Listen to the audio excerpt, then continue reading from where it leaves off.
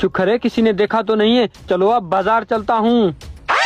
हाँ, इसका दिमाग खराब हो गया है क्या? ये बाइक में पानी क्यों डाल रहा है? अभी जाकर इससे पूछता हूँ।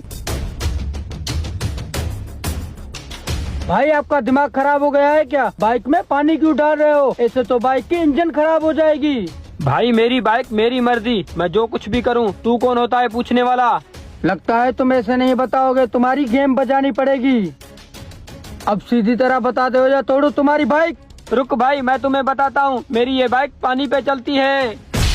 अच्छा, तो ये बात है, ये बाइक पानी पे चलती है। अगर ऐसी बात है तो स्टार्ट करके दिखाओ मुझे। ठीक है, अभी स्टार्ट करके दिखाता हूँ तुम्हें।